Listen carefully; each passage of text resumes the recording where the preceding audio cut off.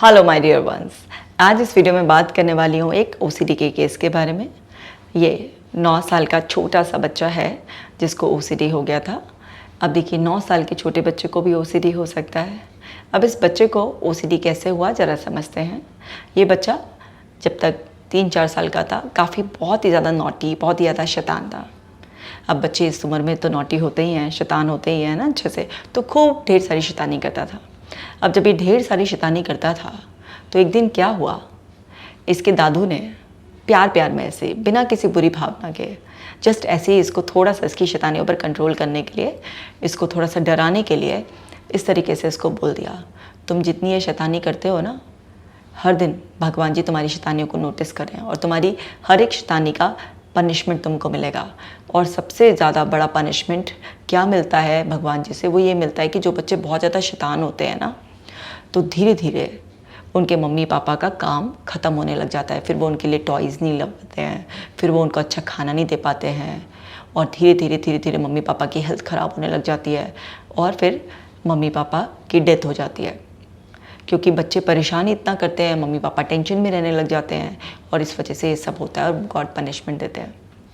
अब पता नहीं क्यों दादाजी ने ऐसी सब बातें कह दी बिना किसी बुरी भावना के भी, कि वो कभी नहीं चाहते थे कि उनके पोते को इस तरीके की कोई बात हो जाए, लेकिन कह दी तो कह दी इस तरीके की बातें बच्चे से। अब उन्होंने ये बात कही, बच्चे के कोमल मन पर इसका बहुत ही गहरा और बुरा असर पड़ गया।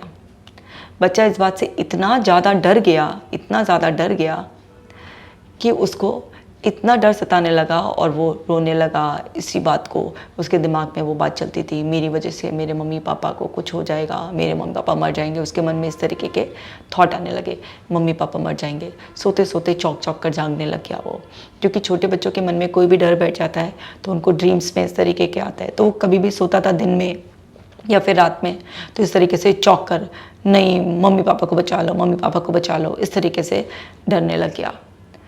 अब घर में किसी को समझ में नहीं आ रहा था इसको मम्मी पापा से डर का क्या ऐसा हो गया है कि उसके मन में ऐसे थॉट्स आ रहे हैं। अच्छा, दादाजी भी एक बार कहकर भूल गए कि ऐसा कुछ उन्होंने सोचा नहीं कि मेरे ऐसे कह देने की वजह से ऐसा हो गया होगा। जब ये कुछ महीनों तक चालू रहा कि बच्चा बहुत डरा डरा सा रहने लगा, जो बच्चा इतनी शैतानी करता था कि पूरे दिन घर वाले कहते थे चुप हो जा चुप हो जा, अब वो बच्चा धीरे धीरे गुमसुम होने लगा, क्योंकि उसके मन में उस डर जो पैदा कर रहा था, वो विचार यही पैदा कर रहा था कि मम्मी पापा को कुछ हो जाएगा, मम्मी पापा की डेथ हो जाएगी।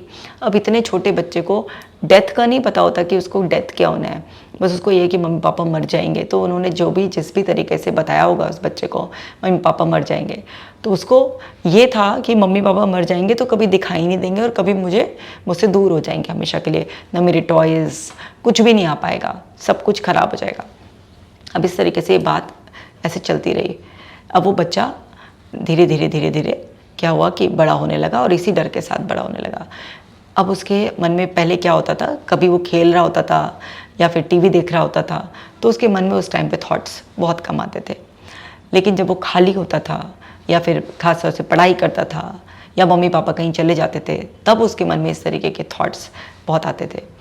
अब उसके मम्मी पापा अगर लेटे हुए भी हैं तो वो मम्मी पापा के पास जाता था और इस तरीके से मम्मी पापा की आँख ऐसे करके खोल के देखता था कि मम्मी पापा कुछ बोलेंगे या नहीं बोलेंगे।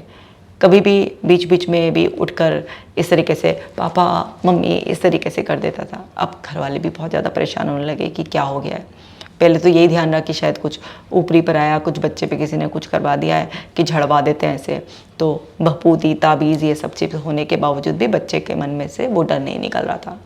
बच्चे के मन में बस यही रहता था। तो जब भी उससे मौका मिलता, बैठे बैठे भी अगर उसके पापा बैठे हुए भी हैं तो पीछे से जाकर हिलाकर देखना पापा पापा, कि पापा बोल रहे हैं या नहीं बोल रहे हैं। ऐसे ही मम्मी से, मम्मी आप मरोगी तो नहीं, इस तरीके के बच्चा बार बार अपने मम्मी पापा से सवाल करने लगा। एक रीअश्योरेंस थी। मम्मी पापा भी कहते कहते थक गए, बेटा हम बिल्कुल सही हैं, हम आपके साथ रहेंगे, हम आपके लिए सब टॉयज़ लाएंगे, हम आपको सब चीज़ें दिलाएंगे, पापा भी ठीक है, मम्मी भी ठीक है, सब एक्सप्लेन करते करते थक गए। लेकिन बच्चे के मन में वो डर के विचार बहुत ज़्यादा बढ़ रहे थे।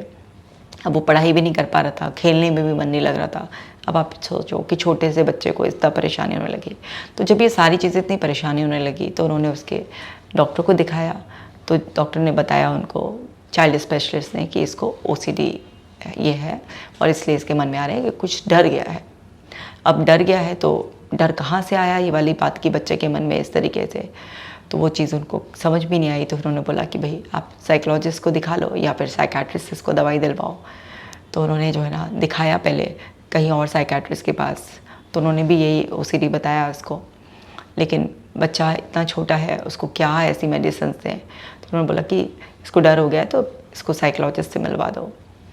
तो फिर वहाँ से जब मुझे पता चला तो मैंने बच्चे से, हमारी बहुत सारी ऐसी एक्टिविटीज़ होती हैं जिससे हम बच्चे को कनेक्ट कर कर पता लगाते हैं, तो फिर उसको बोला कि आपने ज़रूर कोई ऐसी स्टोरी सुनी होगी ना जहाँ से आपको ये आइडिया आया, किसी स्टोरी में किसी बच्चे ने शैतानी की थी तो उसके मम्मी पापा की डेथ हुई होगी, या फिर ऐसा उनको बताया होगा बच्चे के पनिशमेंट मिलेगा और आपको टॉयज़ नहीं मिलेंगे, टॉफ़ीज़ नहीं मिलेंगी, बुक्स नहीं मिलेंगी, क्लोथ्स नहीं मिलेंगे, इस तरीके से कहा उससे सब कुछ। अब कहते वक्त मुझे भी उस टाइम नहीं पता था कि बच्चे के साथ एग्जैक्टली यही सब चीज़ें हुए हैं। तो बच्चे के मन में क्या डर है उसको निकलवाने के लिए उसको हम ऐसे क्लूज़ आइडियाज़ दे रहे थे। तो बस बच्चे को ऐसी कनेक्टिविटी फील हुई कि अरे यही डॉक्टर आंटी हैं जो बस सबसे ज़्यादा मुझे समझ पा रही हैं। तो बच्चा एकदम से रो पड़ा। उसने बोला हाँ मैं बहुत ज़्यादा शैतानी करता था ना, तो मेरे दादू ने ऐसे ऐसे बताया था मुझे कि ऐसा हो जाएगा, टॉयज़ नहीं आएंगे, कपड़े नहीं आएंगे, बुक्स नहीं आएंगे, मम्मी पापा की तबीयत ख़राब हो जाएगी, वो मर जाएंगे, ऐसे कर करके। तो अब जब उस बच्चे के दादू से भी बात करी तो वो भी बेचारे निर्दोष, उन्होंने तो कभी सोचा भी नहीं था कि इस तरीके से बच्चे के मन पे इतना बुरा असर पड़ेगा। तो वो भी बहुत बिलखने लगे, रोने लगे कि मैडम जी माफ़ कर दीजिए, मुझे तो पता नहीं था। भई इसमें आपकी कोई गलती नहीं है, आपने ऐसे कह दिया सीधे भाव से कई बार।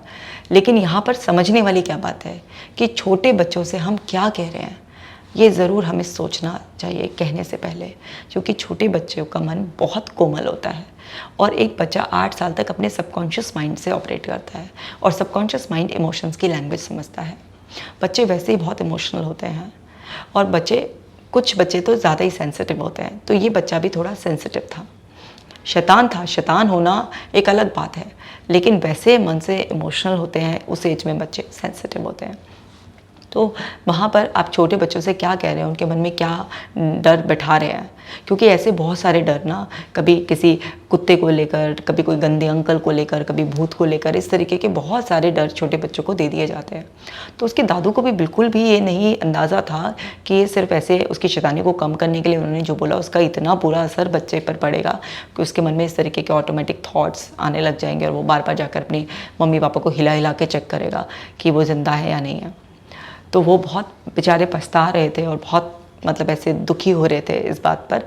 लेकिन यहाँ पर किसी एक केस से हम सबको सीख ले लेनी चाहिए कि बच्चों को कभी भी ऐसा कुछ नहीं कहना चाहिए जिससे उनके कोमल मन पर बुरा प्रभाव पड़े, क्योंकि बच्चे सबकॉन्शियस से ऑपरेट कर रहे होते हैं। सबकॉन्शियस माइंड इमोशंस की लैंग्वेज समझता है और इमोशन में फ़ियर बहुत इंटेंस है, क्योंकि कुदरत ने भी हमें फ़ियर दिया है। हम सभी 2 डर लेकर पैदा हुए हैं, फ़ियर ऑफ फॉलिंग और फ़ियर ऑफ लाउड नॉइज़, और बाकी सारे डर जो होते हैं वो इंस्टॉल्ड होते हैं, मतलब हमें यहीं से कहीं ना कहीं से कंडीशनिंग हो जाती है।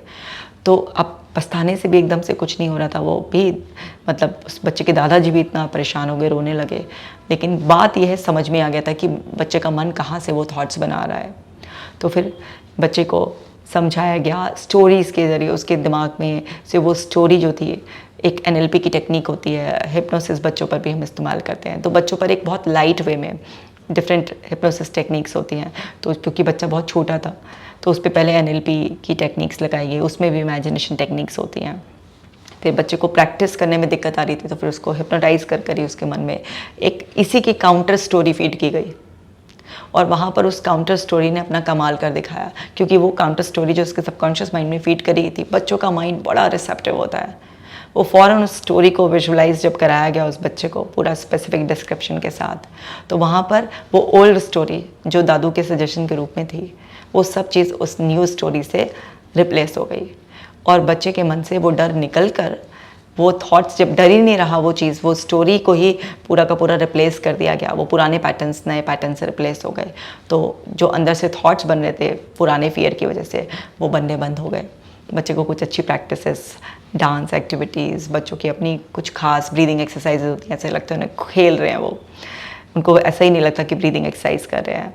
तो कुछ इस तरीके की प्रैक्टिसेस से वो बच्चा बिल्कुल ठीक हो गया है।